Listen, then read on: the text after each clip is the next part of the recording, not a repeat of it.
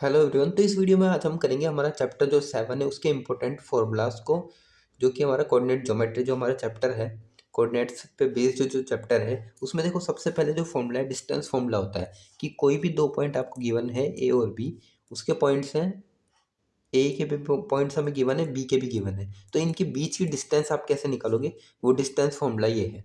Distance कैसे निकालनी है, x2 माइनस x1 का स्क्वायर और y2 माइनस y1 का स्क्वायर।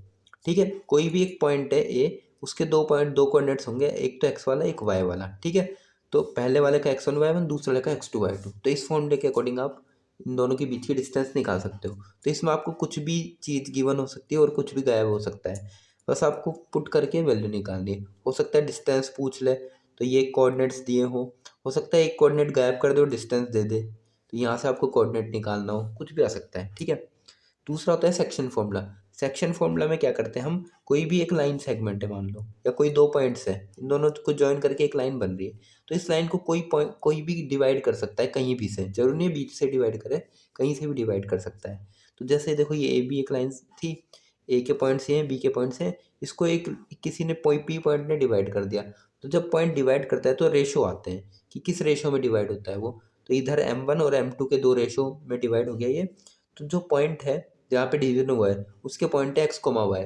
तो इन पॉइंट्स को आप कैसे निकालते हो, उसका फॉर्मूला होता है एक्स वाले का निकालने का, m1 x2 plus m2 x1 upon m1 plus m2, और वाई वाले का भी सेम होता है, बस वहाँ वाई आ जाता है, तो m1 y2 plus m2 y1 upon m1 plus m2।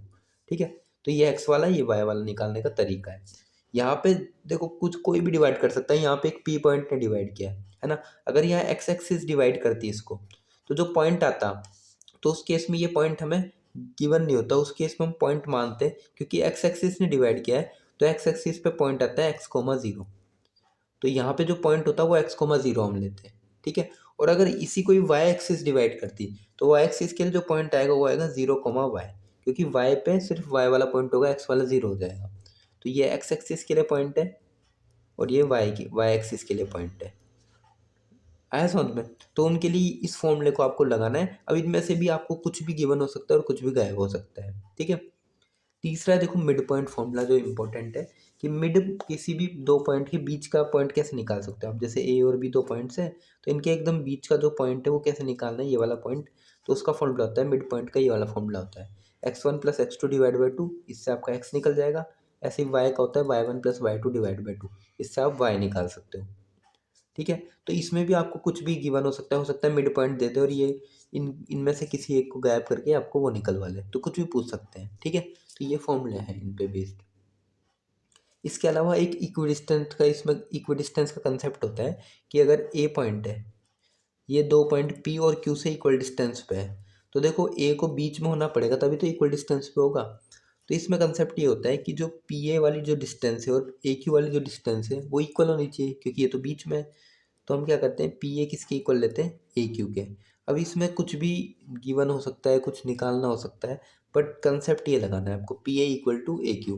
अब उसमें कोऑर्डिनेट्स निकल वाले या कुछ और निकल वाले, वो क्वेश्चन पे डिपेंड होता है। ठीक है, तो ये आपका इक्विडिस्टेंट वाला कंसेप्ट है। इसके अलावा देखो कोलिनियरिटी होती है, कोलिनियर कोई भी पॉइंट्स है। देखो कोलिनियर क्या होता है, कोलिनियर पे क्वेश्चन आ सकता है। देखो अगर तीन पॉइंट्स हैं, अगर ये एक लाइन में है, तो हम उन्हें कोलिनियर पॉइंट्स बोल देंगे, अगर एक लाइन बना रहे हैं तो वो। ठीक है, और अगर कोई तीन पॉइंट से एक लाइन पे नहीं आ रहे तो वो कोलिनियर नहीं है। ठीक है, तो कोलिनियर क्वेश्चन आएगा, प्रूव करो कि पॉइंट्स कोलिनियर है।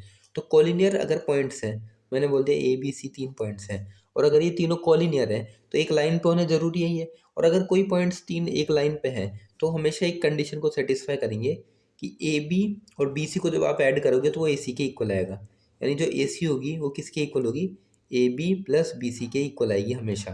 तो अगर पॉइंट्स कोलिनियर हैं तो इस कंडीशन को सेटिस्फाई करेंगे, और नहीं है तो नहीं करेंगे। तो कैसे दिखाना है आपको, तीन पॉइंट्स आपको गिवन होंगे, आपको पहले ए बी निकालनी है डिस्टेंस फॉर्मूला लगा के, फिर बी सी निकालनी है डिस्टेंस फॉर्मूला लगा के, और फिर ए सी निकालनी है डिस्टेंस फॉर्मूला लगा के, फिर इसमें पुट करना है। अगर ये इक्वल आ रहे हैं मतलब कोलिनियर है, नहीं आ रहे हैं तो नहीं है। ठीक है, इसके अलावा एक टाइप का और क्वेश्चन आ सकता है इसमें, वो आता है आपका कि कोई आपको तीन या चार पॉइंट्स दे देंगे।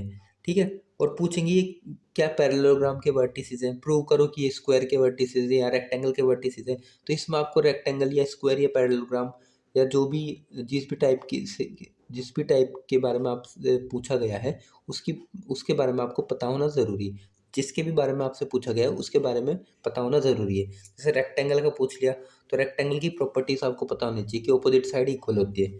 तो आपको ये ए, ये बी, ये सी, ये डी है, ठीक है। तो आपको क्या करना होगा, ए बी निकालनी होगी, बी सी निकालनी होगी, सी डी निकालनी होगी और ए डी निकालनी होगी। ये निकालनी पड़ेगी आपको। फिर अगर देखो ये रेक्टेंगल है तो इसकी अपोजिट साइड्स इक्वल होगी, यानी ए बी जो आएगी और डी सी जो आएगी वो इक्वल आनी चाहिए। ऐसे ही बी सी जो आएगी और ए डी जो आएगी वो इक्वल आनी चाहिए, ठीक है। इसके अलावा इसके डायगनल इक्वल होने चाहिए, रेक्टेंगल के डायगनल इक्वल होते हैं। तो बी डी और ए सी भी इक्वल आने चाहिए। तो इस टाइप से अगर स्क्वायर दे दिया, स्क्वायर के बारे में पूछ लिया तो सारी साइड सेम आनी चाहिए। A B, B C, C D और डी ए सारी इक्वल आनी चाहिए। तो इस टाइप से भी आ सकते हैं, ठीक है। तो नेक्स्ट वीडियो में हम करेंगे चैप्टर नंबर 8 से रिलेटेड इंपॉर्टेंट फॉर्मूलाज।